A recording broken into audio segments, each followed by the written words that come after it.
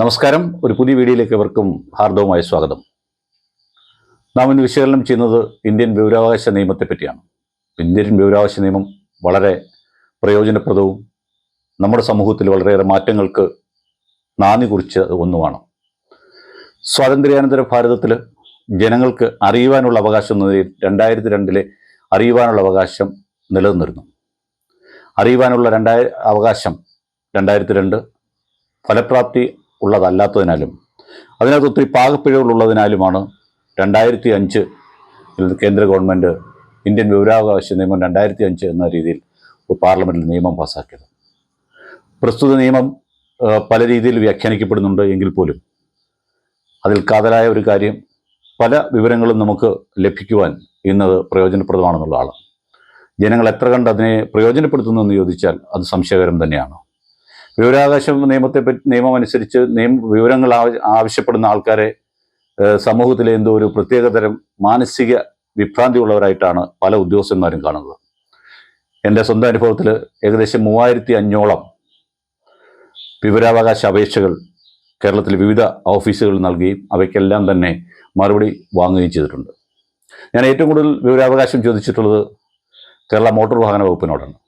രസകരമായൊരു സംഭവം എന്ന് പറയുന്നത്, 2015 പത്തനംതിട്ട RTOയിലെ ഒരു ഉദ്യോഗസ്ഥൻ പല ദിവസങ്ങളിൽ മദ്യപിച്ച് അദ്ദേഹം ഓഫീസിലിരിക്കുന്നത് ശ്രദ്ധയിൽപ്പെട്ടതിനെ തുടർന്ന് TCക്ക് ഞാൻ പരാതി കൊടുക്കുകയും അതിനുശേഷം ഇന്ത്യൻ വിവരാവകാശ നിയമം അനുസരിച്ച് ഇദ്ദേഹത്തിന് മദ്യപിച്ചുകൊണ്ട് സ്ത്രീകൾ ഏറ്റവും കൂടുതലുള്ള ഈ ഓഫീസിൽ എങ്ങനെ ജോലി ചെയ്യാൻ സാധിക്കും, അതിന് അദ്ദേഹത്തിന് അവകാശമുണ്ടോ എന്ന് ചോദിച്ചപ്പം തന്ന മറുപടി അത് ബാധകമല്ല എന്നുള്ളതാണ്. അതേ ഓഫീസിൽ തന്നെ 2008 മരിച്ചുപോയ ഒരാൾ 2012 വന്ന് അവിടുത്തെ RTOയുടെ മുമ്പിൽ വന്ന് സൈൻ ചെയ്തിട്ട് പോയി. അപ്പം 2008 മരിച്ച ആളുടെ ഡെത്ത് സർട്ടിഫിക്കറ്റ് ഓൾറെഡി ഉണ്ടായിരുന്നു ആ ഫയലിൽ. എന്നിട്ടാണ് 2012 അദ്ദേഹം RTOയുടെ മുമ്പിൽ വന്ന് ഒപ്പിട്ടിട്ട് പോയത്. അതിൻ്റെ ഡോക്യുമെൻറ്റും എനിക്ക് ലഭിച്ചിട്ടുണ്ടെന്നുള്ള സത്യം. അപ്പോൾ പല കാര്യങ്ങൾ, രസകരമായ പല കാര്യങ്ങളും ഇന്ത്യൻ വിവരാവകാശ നിയമത്തിലൂടെ എനിക്ക് ലഭ്യമായിട്ടുണ്ട്. പക്ഷേ പലരും അതിനെ ഇന്നും വേണ്ട വിധം ഉപയോഗിക്കുന്നില്ല എന്ന് പറയേണ്ടിയിരിക്കുന്നു. മറ്റൊരു കാര്യം, വിവരാവകാശ നിയമം അനുസരിച്ച് മറുപടി തരാൻ ഏറ്റവും കൂടുതൽ ബുദ്ധിമുട്ടുള്ള ഒരു ഡിപ്പാർട്ട്മെൻറ്റ് കേരള പോലീസാണ്. കേരള പോലീസിലേക്ക് അപേക്ഷ കൊടുക്കുന്ന പലരുടെ അപേക്ഷ പോലും അവർ കാണാറില്ല എന്നാണ് പറയുന്നത്. രജിസ്റ്റേഡ് പോസ്റ്റ് അല്ലാത്ത ഒരപേക്ഷയും അവിടുന്ന് കണ്ടുകിട്ടാറില്ല. ചോദ്യങ്ങൾ ചോദിച്ചാൽ പോലും കൃത്യമായ മറുപടിയോ രേഖകളോ തരുന്നതിനും വൈമുഖ്യം അവർ കാണിക്കാറുണ്ട്. പിന്നെ അർദ്ധ സർക്കാർ സ്ഥാപനങ്ങൾ, ബോർഡുകൾ, കോർപ്പറേഷനുകൾ ഇവരൊക്കെ തന്നെ വിവരാവകാശ നിയമത്തെ അവരുടേതായ രീതിയിൽ വ്യാഖ്യാനിക്കുകയാണ്. ഏറ്റവും കൂടുതൽ വിവരാവകാശ നിയമത്തെ ദുർവിനിയോഗം ചെയ്യുന്നത് നിയമത്തിലെ 8ാം വകുപ്പ് വെച്ചിട്ടാണ്.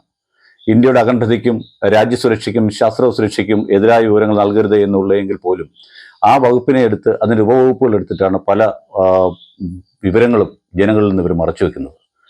ഒരു കാര്യം മനസ്സിലാക്കേണ്ടത്, വിവരാവകാശ നിയമം അനുസരിച്ച് ചോദ്യങ്ങൾ ചോദിക്കുന്നത് പല ഉദ്യോഗസ്ഥന്മാർക്ക് ഇഷ്ടമല്ല. എല്ലാ ഓഫീസിലും സ്റ്റേറ്റ് പബ്ലിക് ഇൻഫർമേഷൻ ഓഫീസർ എന്നൊരാളും അദ്ദേഹത്തിന് കീഴിൽ ഒരു ക്ലർക്കുമുണ്ട്. ചോദ്യങ്ങൾ ചോദിക്കുന്നത് അവർക്ക് ഉത്തരങ്ങൾ തിരയുന്നതിനുള്ളതും സത്യസന്ധമായ കാര്യങ്ങൾ പുറത്തു പറയുന്നതിനും മടിക്കാണിക്കുന്നു എന്നുള്ളതാണ് സത്യസന്ധമായ കാര്യം. വിവരാവകാശ നിയമത്തെ അതിൻ്റെതായ രീതിയിൽ എല്ലാവരും ഒന്നുകിൽ നമ്മൾ കൊടുക്കുന്ന അപേക്ഷയ്ക്ക് മേൽ എന്ത് നടപടി സ്വീകരിച്ചു എന്ന രീതിയിലെങ്കിലും ചോദ്യം ചെയ്യുവാൻ അല്ലെങ്കിൽ ഉത്തരങ്ങൾ തേടുവാൻ നാം തയ്യാറാകേണ്ടിയിരിക്കുന്നു എന്നുള്ളതാണ് സത്യം. നമുക്ക് നമ്മുടെ ഇടയിലുള്ള, നമ്മുടെ വീട്ടിലുള്ള നമ്മുടെ കുഞ്ഞുങ്ങളോട് റൈറ്റ് ടു ഇൻഫർമേഷൻ ആക്ടിനെ പറ്റി പഠിക്കുവാനും അത് ശരിയായ രീതിയിൽ വിനിയോഗിക്കുവാനും പറയേണ്ട കാലം അതിക്രമിച്ചിരിക്കുകയാണ്.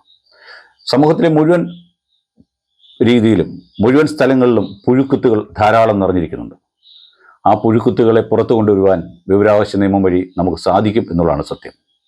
എല്ലാവരും വിവരാവകാശ നിയമത്തെപ്പറ്റി, അതിൻ്റെ അടിസ്ഥാന തത്വങ്ങളെപ്പറ്റി പഠിക്കണമെന്നും അത് ഫലപ്രദമായി വിനിയോഗിക്കണമെന്നുമാണ് ഈ വീഡിയോയിലൂടെ ഞാൻ ആവശ്യപ്പെടുന്നത്.